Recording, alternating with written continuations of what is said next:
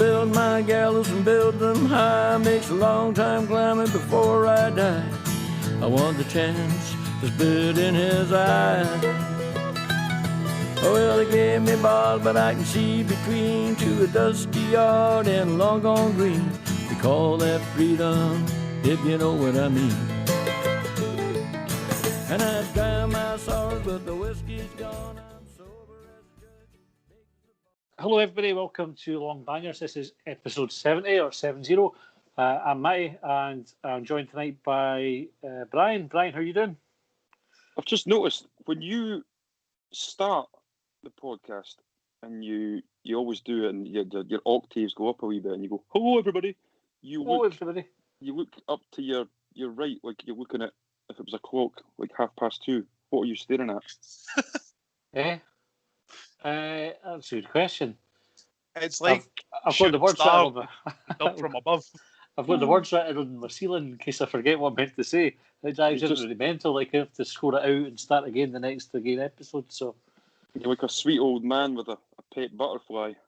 Aye, I'll probably check and see what the time was on the phone so I can know where to start the editing from. I'd maybe start it now. In answer to your question, I'm fine, thanks.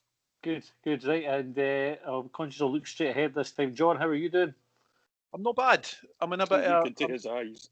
I'm in a bit of mixed moods because you'll all be aware that I've started a Curvy Nisbet to Captain America Nisbet journey, and in the last fortnight I've lost a stone.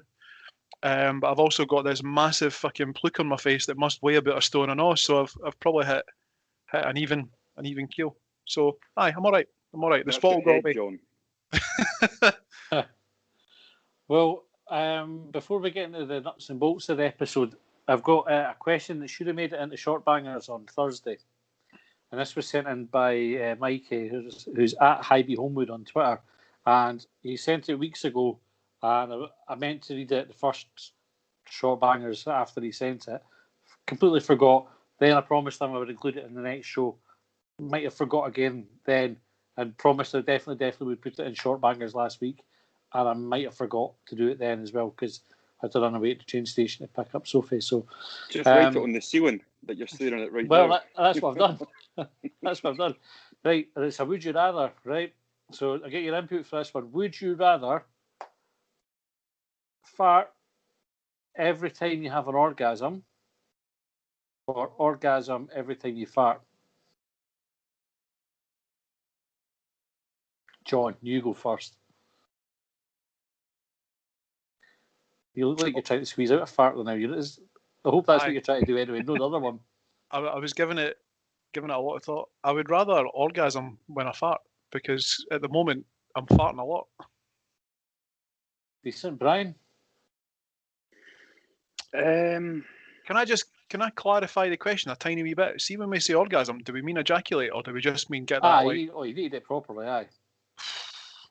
Aye, my answer's the same. That's the spirit. Brian? I would rather fart when I orgasm because I generally orgasm alone these days, so there'd be nobody to hear it. I think the alternative, if I was to orgasm every time I farted, I wouldn't be washing my boxer shorts. I'd probably just be snapping them in half.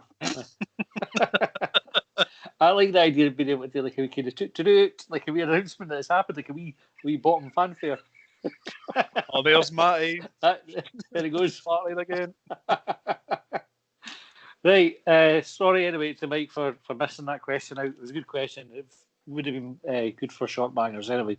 Right. What have we got tonight? We've got a wee look back at the Ross County game on Saturday, 0-0. We will talk about people's favourite derbies because it was, this is episode 70. And we'll look ahead to the killer game at the weekend as well. I think that's about it. I think I put everything down on an agenda on the WhatsApp group, but then my laptop decided it's doing a Windows update, so I'm on my phone recording this rather than being able to look at it. So, Saturday's game. Brian, did you watch it? Of course. I've watched every game this season, unlike John, who's a part-time bastard. Part-time bastard. Right, what were your observations on the game, Brian? We could have been 5-0 up within the first 15 minutes. Martin Boyle was the Martin Boyle of old, where he had all the directness and no composure. Dodge and Nisbet were a wee bit off the boil. Nisbet probably had his quietest game for us. Defensively, we were sound. I think the stats speak for itself. 28 shots, I think. Aye. Just, you know what? Probably with years of supporting Hibs, I suppose it's kind of ingrained in me, but I almost knew after the first 15 minutes that was going to finish 0-0, or worse, we'd get beat 1-0. It was just one of those games that we were never in danger, but for all the possession and for all the shots, it just had a inevitability about it that it was going to finish 0-0. I was convinced we were going to nick it. See, the later it went on, I was convinced we were going to get it. Couldn't see any way of us coming away from a game like that, no having won. It was mental. John, have you seen any of the game to be able to discuss it? I've seen one part of the game, and I think it was, I don't know which half it was, but Martin Boyle's kind of running, he's inside the 18-yarder, and he tugs a shot wide. That's all I've seen. I don't think you should be allowed on this show if you don't watch other games. I'm starting to think that as well. I think you're a fucking hypocrite, Brian. We've got listeners, John. Listeners, we don't build a reputation as the third best podcast out there. Third best Hibs podcast out there. They tune in for cutting edge analysis. I know. None of this. I watched one snapshot and then thought, oh, fuck it, that'll do. So my analysis of the last two games is that I've seen neither, and Hibs haven't performed as well as, or sorry, not that they haven't performed, but they haven't got the result that we would have liked. We had a depleted team against, I'm going to say it was Cove Rangers was the second of the two Rangers games. But aye, depleted squad. Hibs managed to get the result, but I never watched it. What I did do instead was stayed up. Oh, sorry, I couldn't sleep one night, so I was having a wee look to see if there was any highlights kicking about on the internet. And there was the full game on YouTube on a channel called Vlad TV. So I was watching that on my mobile phone at 2 o'clock in the morning, and we never fucking spoke about it. And then Saturday there, I was out playing golf, so missed it, and we didn't get the result that we wanted. So I'm starting to see through my expert analysis that when I didn't watch the games, things didn't go quite well. Things didn't go quite right. You do know, John, and everybody's believing that at 2 a.m. you've woke up or been lying not able to get to sleep, reached for your phone, thought I'm going to watch something, and that's something that you've chosen to watch has been football. Do you know? I feel like if you were to ask my mates, they would say, "Kim, what? I could see John tuning in at a Hibs game at 2 o'clock in the morning," but they would also say there's every chance that he switched off at half time and had a wank. Aye, right. Back to who did we play? Ross County, right? Brian, do you think we had a decent shout for a penalty first half? Remind me. So that's like before the second half. What was the incident? So we've actually had two shouts. There was one where Boyle looked like he was caught, and he stayed on his feet and then got his shot away, but he kind of missed his shot. No. And then there was a shout for a handball where the guy kind of dived in and it sort of came off the top of his arm. I can't recall that one, but if we were sticking to the letter of the law this year, then yes, absolutely. I tell you which team would have got a penalty for it. Hearts or Man United. Hearts. I think Hearts have had more penalties than they've had games this season. They have. Which is a mental statistic, yeah? I know. That's expert analysis. I like that. Still, some things never change, yeah? But we didn't get penalties like that. This is a known fact as well. I think it would have been soft, personally speaking. I think we were Boyle's one is an interesting one because it sparked a debate about players staying on their feet. So I don't know, John, what your thoughts are. If you're a striker and you feel contact or that you've been fouled, but you've got a chance to stay on your feet and carry on and try and score. Do you play for the penalty, or do you trust that the referee will do the right thing and pull it back for the foul? Trust referees in Scotland. Well, you only do a certain handshake and then it's all right. I don't know. Like, do you remember there was a period when Jason Cummings got labelled as a bit of a diver, and we never ever seemed to get any penalties when he went down in the box? So I don't know. I wouldn't like to see a Hibs player throw themselves to the ground trying to get a penalty. In fact, do you remember when Slivka had done it outside the box and he got a booking for it, and then I think he got red carded. He got a second St. yellow Johnson, later in the same game. So that's always the danger. So no, I think I'd rather see a player go down under a challenge legitimately, and at the same time have referees step up their game and actually start awarding them properly. I think that's the preference. But what are your thoughts on it, Brian? Because I think Boyle got a wee bit of criticism for not being, folk use the word cute for it, but not being cute enough to let the referee see that he'd been fouled. Oh, I've been sniped. I'm down. Are you going full platoon, arms in the air, rolling about? With the music playing in the background. And that's the difference, John. You're just one of those guys that you could take home to your mother. Just a sweet, nice boy. Me, I'm down. Forward rolls, everything, screaming. I thought you were going to say you'd take them home and you'd shag the mother. No, John, this is a family podcast. Come on, John. Keep it clean, eh? Disgusting. It's an interesting one, John. You make a good point. What you really need there is referees to do their job properly, and to spot it and go, right, fair enough, he's had the shot, but he's been fouled in amongst that. Because I think Boyle gets taken off balance, and he takes his shot while he's off balance. And if the referee acknowledges that, it's a penalty to Hibs. The referee, I heard when I was coming back for the golf, there was a bit on the radio where the Ross County player's been sent off, and he's been sent off, I think, for tugging Boyle back just inside the Ross County half. Yeah. Attacking, and I forget who the referee was that was on the radio, but he was saying that was the right decision to make, and he talked the listener through it, and I was like, "I find that sounds great." The one thing that Scottish football and perhaps all of international football gets wrong is that the referees don't seem to be properly accountable. Like they never explain the rationale for their decisions. So I don't know exactly what sort of forum that would take, but if a referee was to come out and say, I didn't give the penalty here because of X, these are the rules and this is how I apply them, I think I would be more happy with that rather than this sort of bring down the shutters attitude of we speak to no one. And the only people that are answerable to are the compliance officers who mark them up or mark them down. That doesn't solve any of the problems. Do you think it'd make a difference though? Like, because I tend to agree with that point of view, right? But there's also a bit of me that says, right, I know, like, I'm trying to think an obvious example, right? Griffiths' goal against Hearts, right, where the ball bounces down behind the line, it bounces back, right? No on the line or just over the line, but a good yard and a half over the line and comes back out. Now, obviously, what's happened there, the referee and the linesman would both come out and say, we didn't see the ball cross the line, therefore we couldn't award the goal. So him explaining that is one of the worst decisions you've ever seen. Him explaining it doesn't make you go, all right, fair enough. It makes you go, that bollocks. You must have seen that. Like, everybody saw it. So if a referee then says, well, I didn't give the penalty because I didn't see the foul on Boyle when he kept running, so you're going to go, well, that's your job to see that, isn't it? Aye.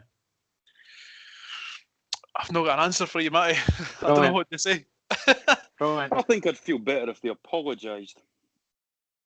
Because we'd basically dressed them up as robots in a sense. It'd be nice if they came out and said, listen, I've seen the replays, and I'll be honest with you, I made an absolute arse of that, and I'm sorry.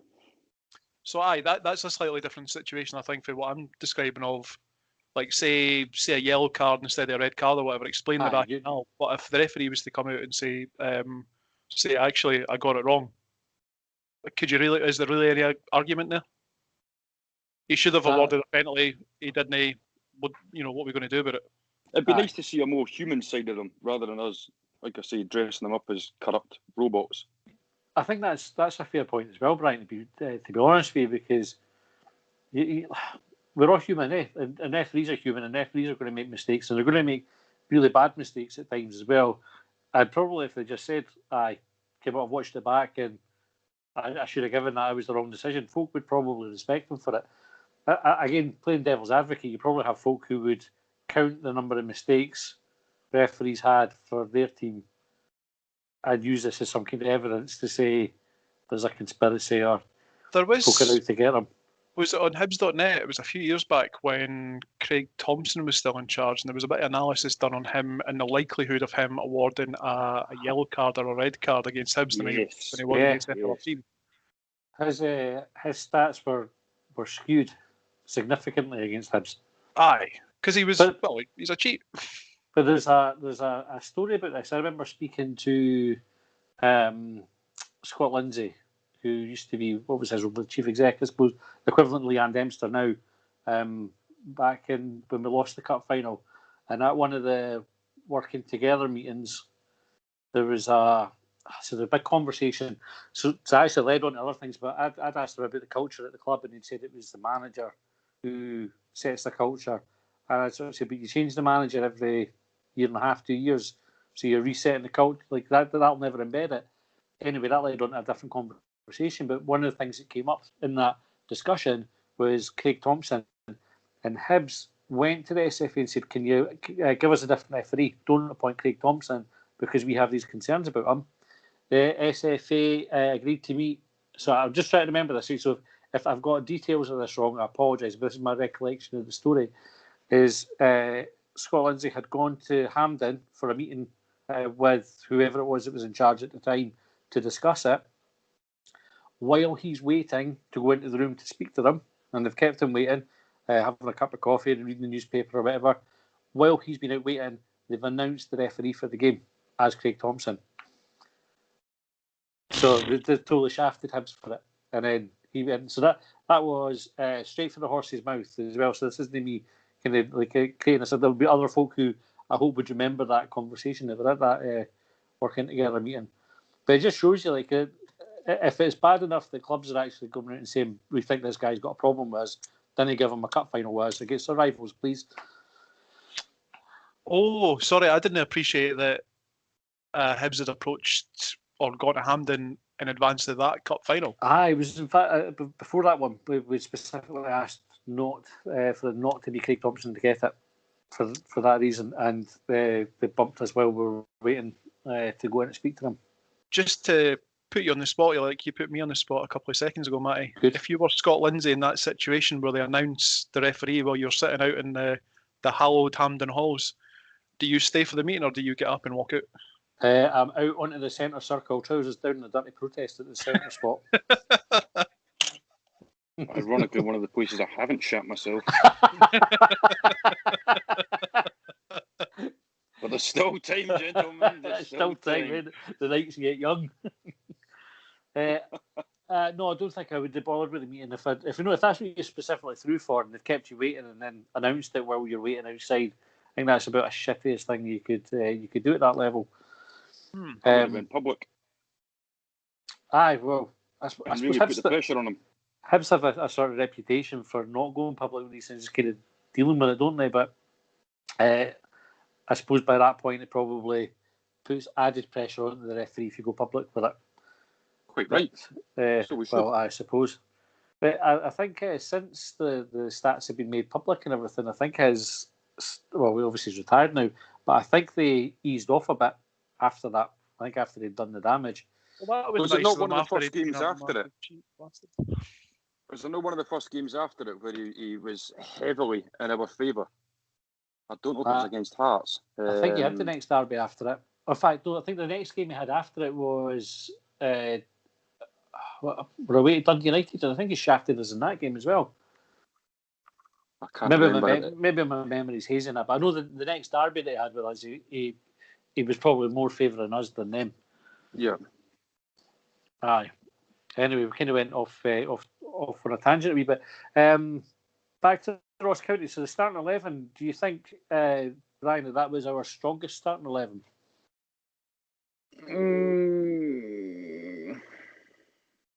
Who were we missing? Jamie Murphy, we were missing. Yeah, Murphy, Scott Allen. We're missing. Murphy, I must admit, the first couple of times I saw him, I wasn't overly enamoured with him. And then I think the game against, was it Hamilton, I want to say, where he was basically gliding across the turf. He wasn't blessed with blistering pace, but he just seemed to just glide past opponents, and he actually looked a different class. If I'm being honest, he had an intelligence about him. Yeah. So I would think him certainly. I'd probably have him in the starting 11. Scott Allen, I don't need to say any more about my love for Scott Allen, but it was a strong team. I think, funny enough, I was talking to a mate yesterday about Hibs, and I'd said you can see what Jack Ross is doing. We're working with a smaller squad, but the quality has increased. Undeniably, for me, it has increased. But there's a flexibility within that squad where we've already seen with Jack Ross, never mind from game to game, from within a game, he will switch from a 3 to a 4, back to a 3 to a 5, and there seems to have been a fair bit of planning and cultivating the squad. We're getting rid of some players, promoting players, and bringing players in. There seems to be a bit of, as much as we've reduced the numbers, the flexibility of them has increased dramatically. But I would think, in answer to your question, Jamie Murphy, I'd probably have in there. The Scott Allen of old, I would have in there. And I've got to be honest, and I know this is going to be controversial, and John might get upset. I'd probably have Josh Doig in front of Stevenson, because Doogie tripod. Sorry, Stevenson, when you're up against it in a back four, 100% I would have him, because I've said it before. I've very rarely seen a winger getting the better of Lewis Stevenson, and defensively, he flies into challenges. He's solid as a rock. Lewis Stevenson on Saturday there, I'm sorry, I'm all for recycling possession. Xavi, for example, was brilliant at recycling possession. 5-yard passes here and there. Lewis Stevenson, every time he threatened to burst forward, his first thought was, I'm just going to tuck this inside. And the amount of times it seemed to slow down our tempo that we were building up. And it's something that's been apparent with him for quite a while now. And I'm maybe being harsh on the boy, because he is a Hibs legend. I would never doubt that. But I just think on a game like Saturday, we're kind of flying at them, creating chance after chance. He was slowing it down by just reverting back to his default signature move, which is the pass inside, back the way. So which of the two would you play in the semi-final, Brian?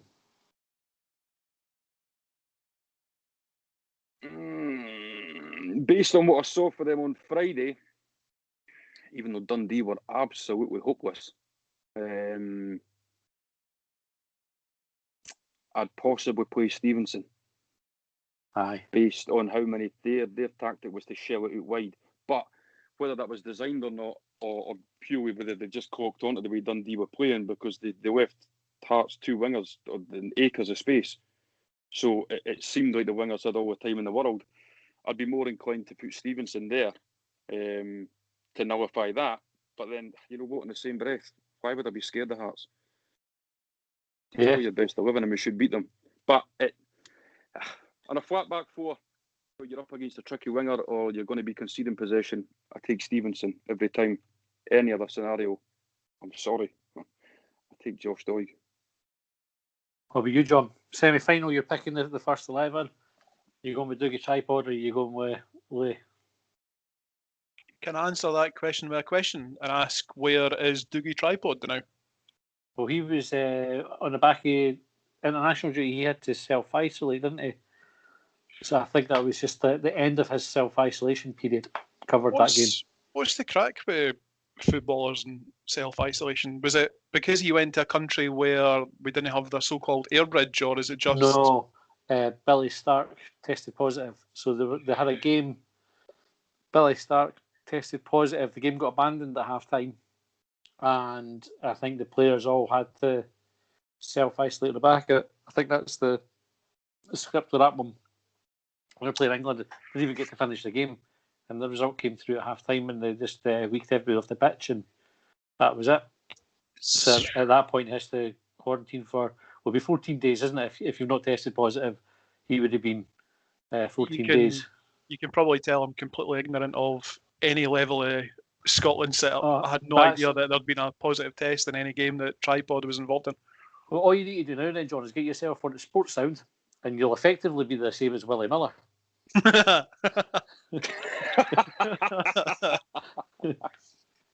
So to go back to your original question, I would probably go with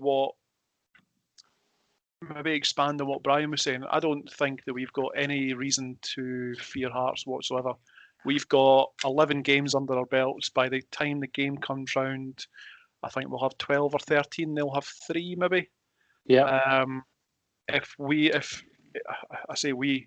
Brian is saying that Dougie Tripod is the more attacking option, let's go at them. Let's get Tripod in there. Let's have him have a go, contain their wingers, attack, whip balls in, do what he does best. And if needs be, we've got an able deputy to come in and shore things up when he's inevitably blown out his arse after the 80 odd minutes of effort that he's put in. Aye, I've gone with Stevenson. We'll let us down, the kids, what it's all about. So that would be my pick. But this is the conundrum that Jack Ross will have every week. Like Brian has said there, that we've got masses of quality throughout the squad.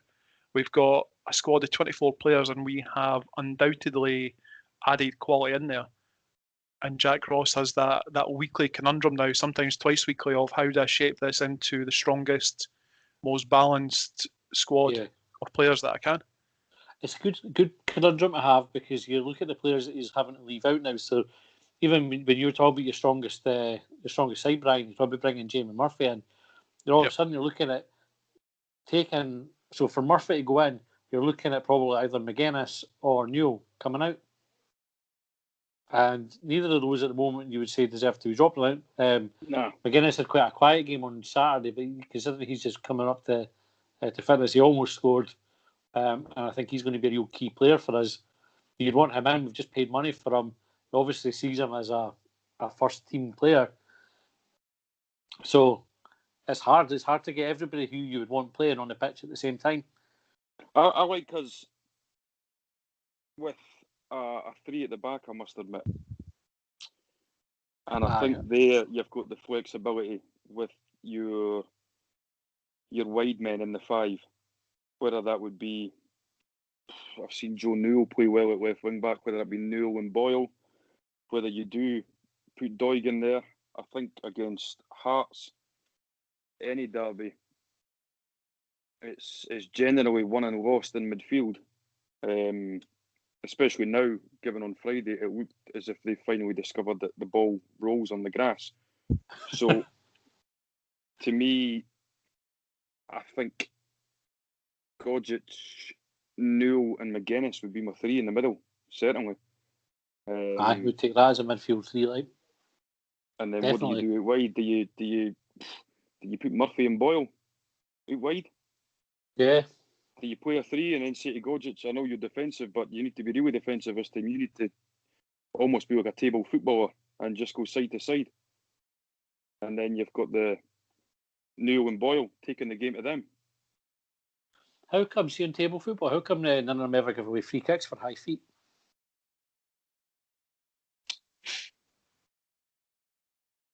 I think in table football, the rules are that you shouldn't be spinning them, so there never should be a high feet. Fair dues. Fair dues. Right, next question. This came up in conversation, right? And I think it's a good topic to discuss. I'm going to say a sentence to you and tell me what you think about it. We should be beating Ross County.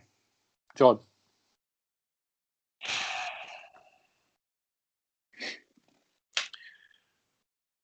Fuck, how do you answer this? I don't think we've got any God-given right to beat anyone, regardless of squad size, resources, anything like that. Like I was saying there before about Jack Ross, it's up to him come Saturday, come Tuesday, Wednesday, whenever it is that we play, to put the squad together to go out and beat the team that's in front of us. Anyone that thinks that Hibs should be going out and beating Ross County after some of the results that we've had over the years is probably supporting the wrong football club, to be perfectly honest. Do you think? I mean, didn't like football's a game of 90 minutes played by 22 folk. Like, anything can happen in that, and we've definitely won games that we probably shouldn't have won. We've lost games that we should have won. On paper, we probably should beat Ross County, but football isn't played on paper. It's played on the grass with a ball. Brian, what's your thoughts on the topic? We should be beating them. Right, and what's your thinking? The goalie averages, we discussed it a couple of weeks ago. To me, a Hibs team, home or away against Ross County, over the course of 10 games, I'm expecting Hibs to win 7, 8 of them, and maybe drawing 1 or 2. So Saturday's result would represent the 1 or 2 then? Aye, I know, ironically enough, we had enough chances to win 5 games against Ross County. Yeah. But that's the way the cookie crumbles. I think that's the kind of to keep it. I think if you can accept, because people talk about this kind of result, that result's unacceptable, and I think that's the wrong attitude. I think you say, well, you have to accept what you're going to do. Like, you can send your season ticket book back, or whatever. You have to accept that games like that can happen. Oh, I mean, straight after the game, I'd put on Twitter that this is why Aberdeen will finish third. And after about half an hour, I kind of sort of calmed down a bit. It was a bit knee-jerk. I was annoyed that we'd had that many chances and spun them. Yeah. But I kind of calmed down and I thought it was just one of those days, unfortunately. If we'd went there and had no shots on target, then I'd probably be far more aggrieved. But it was just, their keeper played well, we lost composure. I'd put that down to one of those days rather than we're shite and we're going to finish 7th. Just here's a quick question, Brian, because I saw some of the tweets. I saw your tweet and I saw a couple of other tweets referencing Aberdeen, saying that Aberdeen go and win that game and that's why they'll finish third. And they drew with Dundee United. They drew with Dundee United, who we beat. So it sounded like Dundee United were kind of backs to the wall and Aberdeen were going at them and Aberdeen couldn't break it down. Aberdeen couldn't break Dundee United down. So we beat Dundee United and we didn't beat Ross County. Is there any positives there for Hibs, or is it always that knee-jerk reaction that you mentioned, Brian? I don't think there's any. The only positive for Hibs is that they drew as well as us, but in terms of the knee-jerk reaction, I never based that on the 90 minutes on Saturday. I based that over the last, God knows how many years, 5, 6, 7 years, where they just... Is that not the opposite of a knee-jerk reaction? Is that like a kind of really long and considered reaction? Aye, my knee-jerk was over the 90 minutes, but when I calmed down and thought about it, I put it down to one of those days, but I think with Aberdeen, they've done it over the last 6, 7 years. They do just tend to eke out those wins, and that's probably amplified by the victories they've had over us, where we've really took it to them and had every right to take points at the game, and they just seem to have stuck us with that killer blow. So that, like I say, that probably amplifies it, because I've seen it firsthand what they've done to us, and it's just we've been Aberdeened. I think that's fair as well. To be honest with you, I was to go back to the original question about should Hibs be beating Ross County. I would say definitely, right? With the caveat to say it won't always happen. So there's loads of things that should happen that don't. And like you said, John, football is a funny game that you don't just get your own way. There's another team there whose job is to try and beat you. And I get that. it's the same argument why I don't get too upset when Celtic and Rangers beat us, because they're spending dwarfs hours, Yeah. the resources, their squad size, and all the rest of it. But I can't have that argument and stand by it and then say, but it's different with us in Ross County, because there isn't a player in that Ross County team who would get into the Hibs team, in my opinion. You know, if you go goalkeeper to striker, all the way through them, I'm not swapping any of our team for their team. I'm not taking their manager ahead of our manager.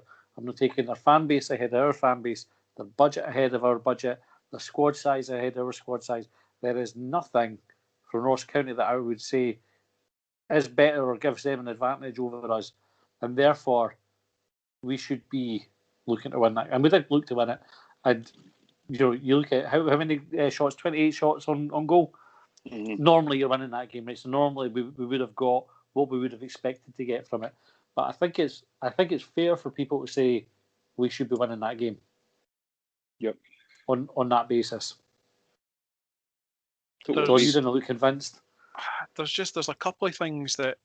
So I was having a wee look when you were talking about it at the number of times Hibs and Ross County have played each other, number of wins, losses, draws, and it's actually pretty even in terms of wins and losses. Hibs have won 8, Ross County have won 7, and there's been 5 draws.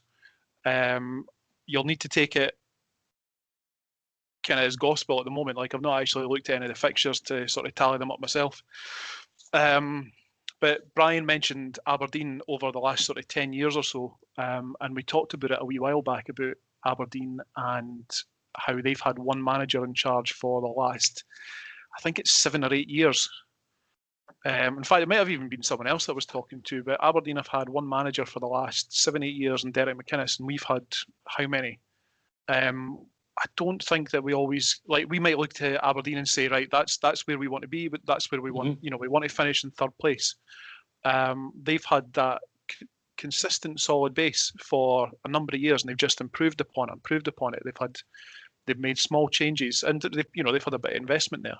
But then we come back, like, we have a couple of mixed games, like the two cup games, for example. We had a mishmash squad of just basically who's fit, and by the way, let's give the goalkeeping coach a shout because we've got nobody else. Yeah.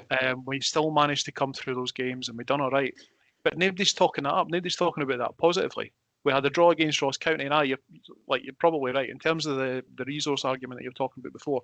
We probably should be beating Ross County, but our record against them doesn't reflect that.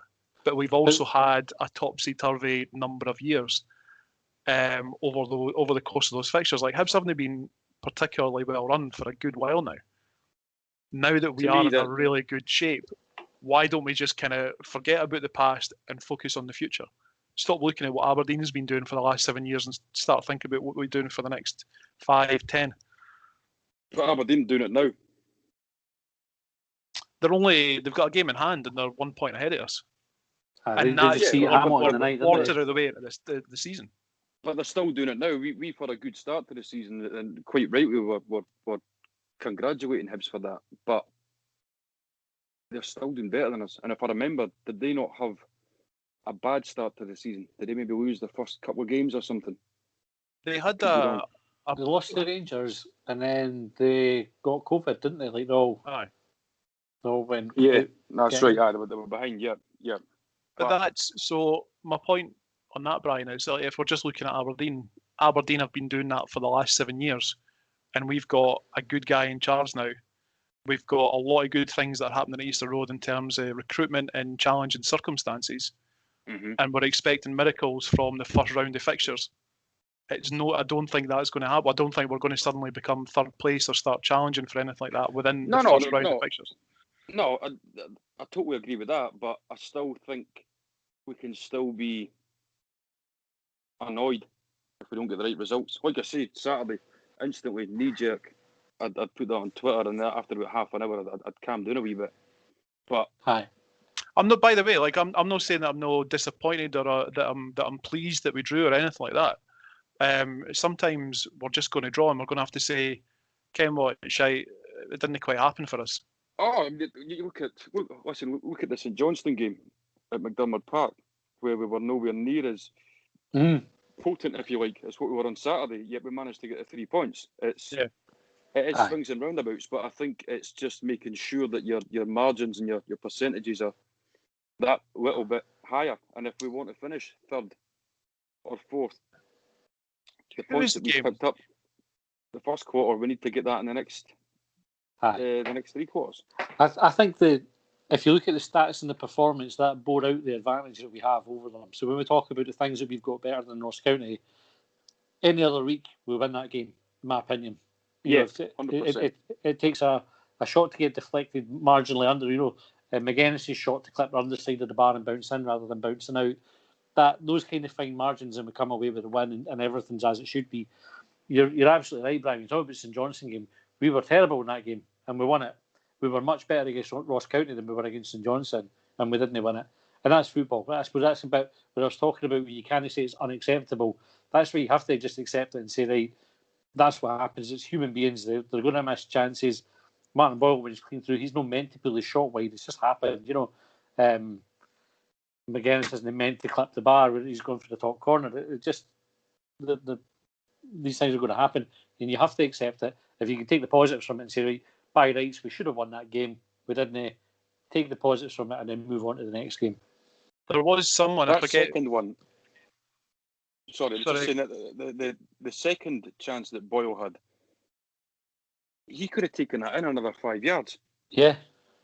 I don't know if he had flashbacks of his goal against Kilmarnock in the first game of the season, but he really could have taken that in another 5 yards. Why he took it so early? He never even allowed the keeper to commit himself. No, I think if he take it in, he probably could have just digged over the keeper as well. You know, it's one of those ones the keeper will come out and try to get down to the ball. So rather than try to find a really kind of tight spot, I think if you watch the replay, he gives the keeper's eyes, or he looks in another corner. So I think he's trying to give the keeper the eyes and then just pull it across to the other corner as he's shooting. But didn't quite work. No. Anyway, right, episode 70, 7-0, favourite derby, John. What's your favourite derby? The You're Not Unbeatable derby. Right. Tell me why. So it's not my favourite derby because he wasn't there, but one of my mates wasn't there and he'd given his season ticket to a friend who'd given it to another friend. So I just ended up standing next to this wee sort of skinny Penfold looking guy who looked totally out of place in the East Stand at Easter Road. And I don't know if any of us were in the terrace on that day, but when the first goal goes in, especially, so it wasn't just about the goal, it was about the whole atmosphere that was in Leith and Edinburgh and Gorgie at the time. So Hearts have got untold funny millions that are being spent by Romanov. I think we had that. There was the derby at the start of the season. I think did we draw it 0-0, but we should have won. Did we miss a penalty or something? And then, you know, it was just George Burley, I think, got sacked the night before the game. He did, aye. It was the 13th game of the season, and they were coming to Easter Road, and there was just an atmosphere at Easter Road that day amongst everyone that just kind of said to me, like, you're not leaving here with anything. You're not leaving here with a point. You're leaving here with nothing. And when the first goal went in, it was just utter pandemonium in the terracing. Literally, like, it was probably one of the few times that I remember like a proper surge of people running across those wee bucket seats. And the wee Penfold looking guy next to me, the wee skinny Penfold, he got caught under a sea of bodies. And looking back at it, you go, fuck me, that was pretty dangerous. The only thing I could do at the time was just kind of lift him out by his collar and put him somewhere so I could continue running down the terrace with everyone else. It was like I say, it was carnage. There was bodies falling over bodies. There was a wee sort of mini fight broke out. The police came wading in, started lifting folk and taking them outside. And that was just the first goal. Brilliant. Second goal was even better. Brian, what about you? It's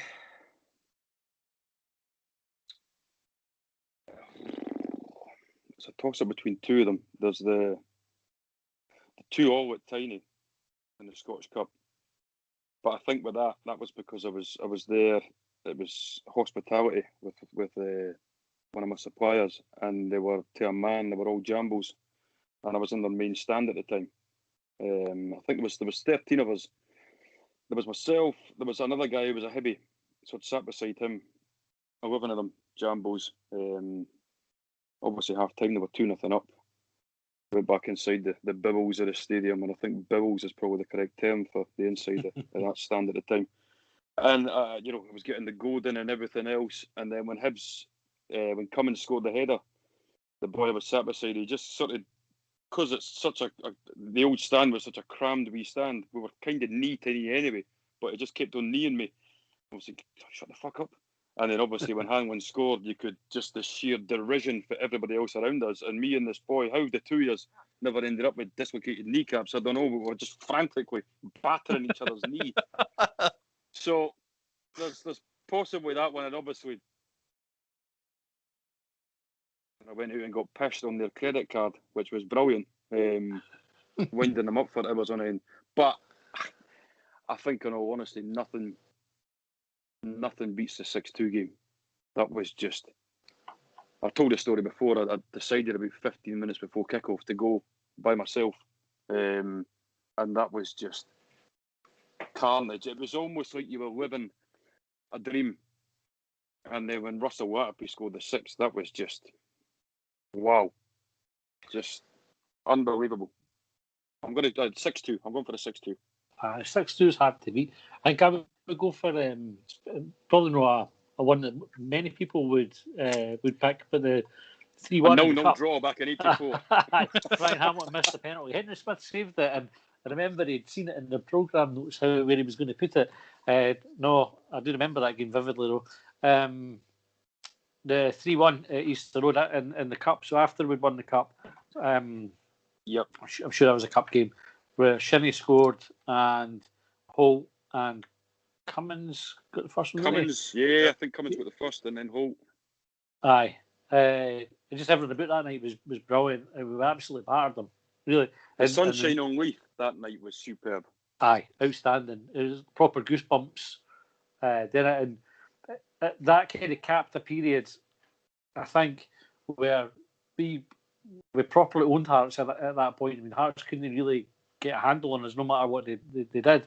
And you know how jammy Hearts are against us. Like, we've seen it over the years where they can be shite for 90 minutes and somebody will hit a shot for fucking nowhere and it'll fly in, or it'll get deflected up over the keeper, or whatever it is. You've seen it so many times, and we fucking never get that luck against them. And that night, obviously we didn't need luck, but we could have taken, if it had been 5-6, 7-1, it wouldn't have been an injustice. We absolutely battered them. But did we not get a goal disallowed there as well? McGregor had one chalked off. I think that was at 3-0. When they got the penalty. They even missed the penalty. That's Marciano saves the penalty, and they get a typical Hearts goal for the rebound. But I think there was like I'll try and make sure I don't mix up the games. I'm sure there was a moment in that game where the ball comes to McGeoch and he's got two Hearts players closing him, and he kind of just thinks the ball with a bit of backspin and just lifts it over the two of them and turns on it. It's just like it was that sort of arrogance and style that we played with. We were just outstanding against them, and Hearts had no answer to it at all. I mean, they were miles off us, like miles and miles off us. We were just a totally better team than them. So I like that one. I'm going to read a few for Twitter because we asked last week and we got a few sent in. So Hybees Allen, he said, I don't know why, but always fondly remember the De La Cruz derby. Probably because we won it. Do you think De La Cruz meant the goal that went into the top corner? Was that on purpose, or was that a cross going wrong?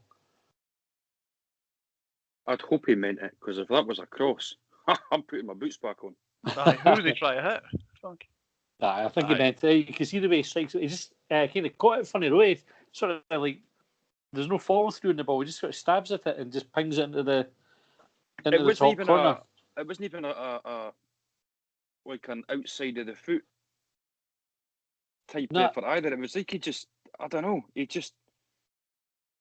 It was almost like he sort of stumbled through the shot or something. Yeah. A good goal, though. It's like he was trying to outrun a fall, and there was just a ball in front of him. Aye, that's exactly what it was like. That was only after about 20 seconds or something, wasn't it? Like it was aye. Really early. That's a great way to start a derby, that. Has there ever been a reasonable explanation provided as to why he was standing on the goal line for his second, considering he was a right back? Just wanted to score. You got excited. I think he just done what he wanted. Right, Ryan Taylor said, any tiny derby is always a highlight. The piss up beforehand, the tunnel noise, the spine tingling, and personally, the Griffiths free kick with the 90th minute winner from Ross Caldwell will always stick in my mind. I think the year was 2013. Tiny was carnage in that time. That was a great derby as well because Griffiths' goal was incredible. That was it must have been 2013, I think, because he'd had the one disallowed before, and it was a similar kind of range, wasn't it? That it just absolutely flew into the top corner. Oh, unbelievable. And then Ross Caldwell's goal, considering, no offence to the guy, but how shite Ross Caldwell was, to take the goal the way that he took it, when you're a young laddie, you're into, was it injury time? At Tiny, the ball breaks to you, and it's the calmest finish you'll ever see in a derby. It was brilliant. It was like time stood still. Aye, and he just lifted it, just placed it at the top corner, and you see the keepers looked at it and going, I'm not getting anywhere near that. If I remember, was it not Scott Robertson? Robertson, huh? That won the he ball got wiped for us. Out. He could have had a penalty in that. It couldn't have been him. Who was it that won the ball at the? They had a throw in. It was Robertson, was it not? Or was it Robertson? It must have been them. Yeah. It was their throw in, and they mucked up. It bounced off him, sure, or it broke to Robertson, and he laid it to Caldwell, and then got wiped out, and then Caldwell just pings in the top corner. That's right. Yeah. Aye, good times. Right, Winston Ingram. He's another one for the unbeatable derby. There's a good video Rafe Forsyth shared on our timeline if anyone wants to look for it. It's from Elliott Street. It's Hibs fans singing Sunshine on Leith after one of them. Marcus Calderon, best memory from a derby was the moment the natural order banner was unfurled. Now, that's a good shout, by the way.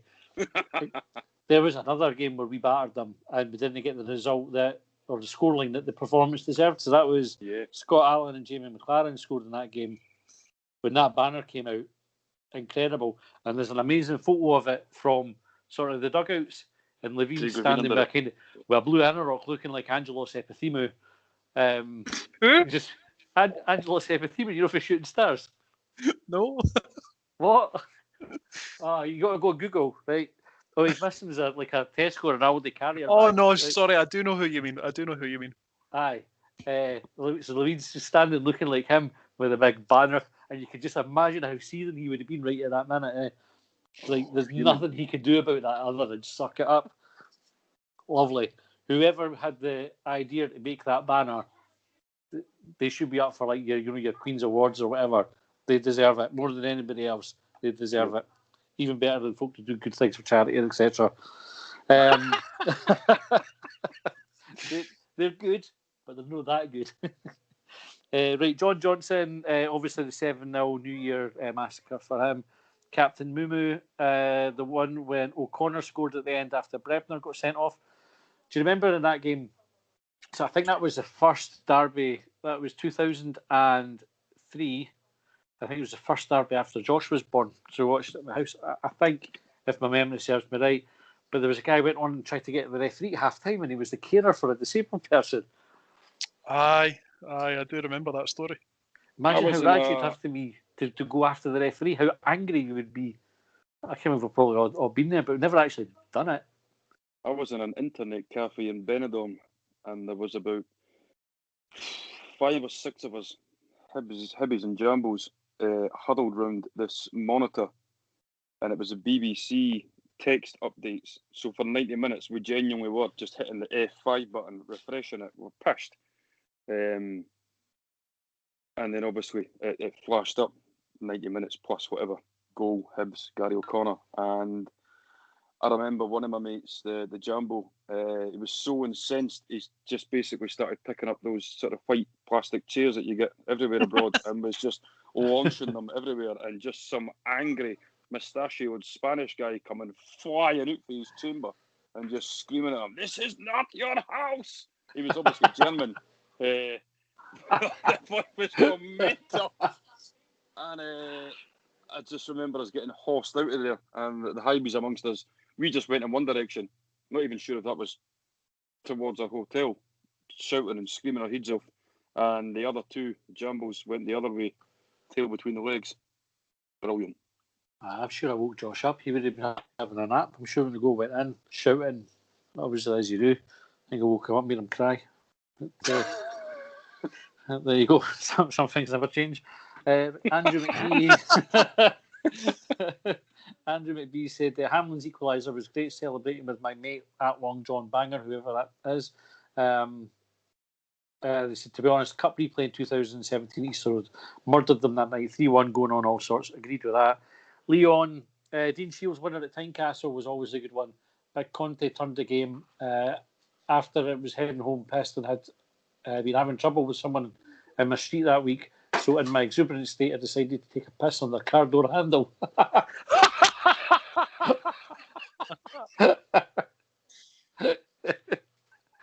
Yes, that's a good night. Murzo said Dean Shields winner at Tiny was carnage, as was Paul Hanlon's equaliser 2016. Pride of Edinburgh, only one I'd beaten. It was one last season, 3-1. I remember watching Witherspoon's winner. That was a good one as well. Witherspoon's one was right after the first cup game, after they beat us in the final. So effectively, they were only the holders for that one game, really, and we knocked them out at the first time of asking the next game. DC 1984 got to be the 6-2 match. I was working at Easter Road selling pies, but was desperate to watch the match. So I quit my job and went home to watch it. Must have known something special was going to happen. So if anybody was unhappy that night and not being able to get a pie, I'm not saying it was DC 1984's fault, but I'm also not saying it wasn't. Dub, when Bobby Streeth at the gate, thought it was number 8, Jam Tarts bye-bye. Mike of the teaser at the start of the show, beating them 6-2 in that volley from Latape. Christopher Black said the 6-2 was good. I remember leaving my game after winning a penalty shootout. I had to play in goal. I was so late that I missed the bus, so I had to run to catch it. It was still in my kit, covered in mud. It was a superb Sunday. See, if you were in a football kit and you found yourself rocked up at the football, would you chance it to get on the pitch thinking nobody's going to challenge you? No, with the way I'm currently touting. I think I would fit in effortlessly. Aye. Got to be worth a shot. Anyway. And Ian Borge said, walking back to Leith after the 0-7 game, not a single jambo in sight the entire way. What a blissful universe that would be. I was like one of the... I don't know, I was going to tell a joke, it's shy jokes, I'm not going to bother. My dad said, well, to be fair, I think everybody's dad was at the 7-0 game. Aye, but he never tires of telling the story that he was late in getting into the ground because he couldn't get in for all the jambos streaming out. Good. I'm not entirely sure he was at the game. Well, I've seen my dad and my late Uncle Danny were they're on TV. But, when you watch the footage, so he can actually pinpoint himself and say, although I wouldn't have kenny, that day the camera wasn't like high definition. He could have been pointing at anybody really. They just go, aye, fair enough. But I'm pretty sure it was him. Right, just to wrap up then, Kelly on Saturday. But before we do that, New Hibs website, John, you had asked me to mention this, and for once I've remembered something somebody's asked me to do. Why have we mentioned the Hibs website? It's just, I think Hibs have done a really good job in refreshing it. And there was something that came around via email today that talked about recognition of the amount of money that Hibs fans have put into the club during this difficult time and what they've been doing on the back of it to try and, show their appreciation. And the website's just really, really good. I think there's talk, I think I'm right in saying, of single sign-on. So rather than having something for your tickets and the website, whatever, your Hibs TV, just put it into one single sign-on, one-stop shop, which is great for everyone, especially when we're all getting older and can't remember our passwords for fuck all. The player profiles are a highlight. They're superbly done. I really like the wee touch of having. So, like, I went and checked Lewis Stevenson's one, and there's like wee Twitter posts for things that are relevant to him, as well as his wee bio when the picture changes as you go over them. Really, really good website. The one thing that I really want to see on it, and I think there's room for it, and there's a We Are All Hibs section, and I would love to see Hibs link to things like Longbangers, Hibs Talk, Down the Slope, Hibs.net, Hybe's Bounce, fan-created content. We're Hibs' biggest advocates, aren't we? Like, we'll go and produce stuff for other Hibs fans to listen to or to read or to contribute to. we generate interest in the club as a result of that. I think Hibs miss a trick by not linking to people like us or the websites. I think that would fall nicely under the We Are All Hibs bit, even if some of our content is a little bit questionable. Aye, maybe put a disclaimer on it to say we're not responsible for it, but put a link to an unaffiliated website that we appear on, the Outcasts. We've washed our hands of this bunch. But I think, genuinely speaking, I think Hibs miss a trick there. I think if you really want to embrace and live the value of We Are All Hibs, that should happen. I think they miss a trick by not doing it. That's I'll phone Ron tomorrow morning. Aye, go on the blower to him. Other than that, and that's a very, very minor point, the website's terrific. Night and day to what it was. And if you try to look at it on your phone, it's seamless. Like, really slick website. Content's good. I like what they've done. Big thumbs up for it. Right, Kelly on Saturday. And John, what's your predictions? I'm supposed to be playing golf again, so... What a wank. Right, we asked for your prediction, no your diary.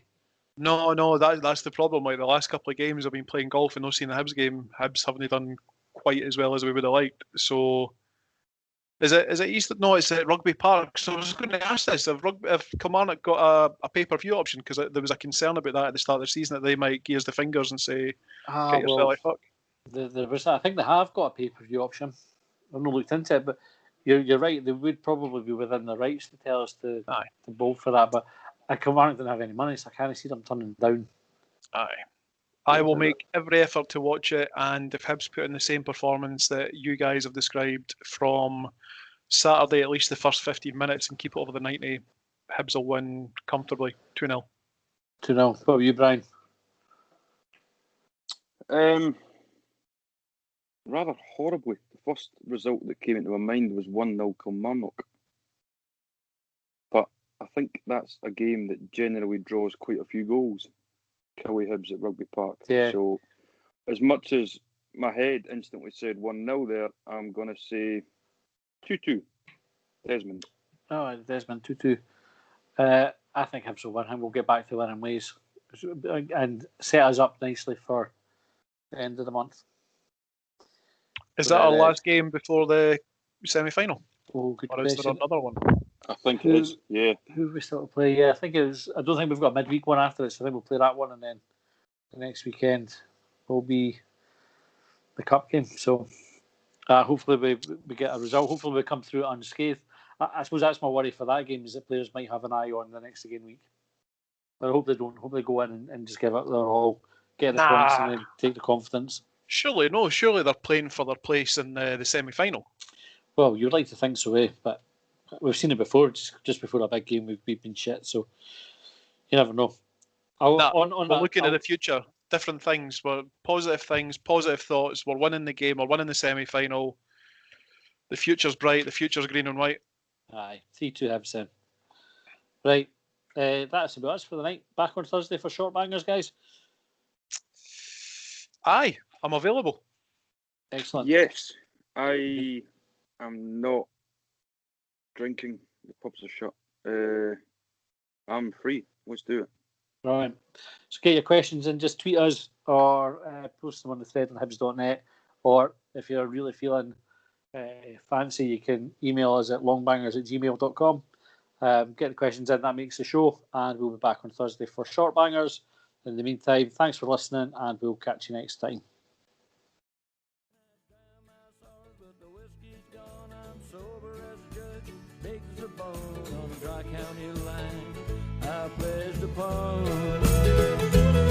Well, they trailed me down when I broke free. I drank all the whiskey in Tennessee. I don't drink water, no.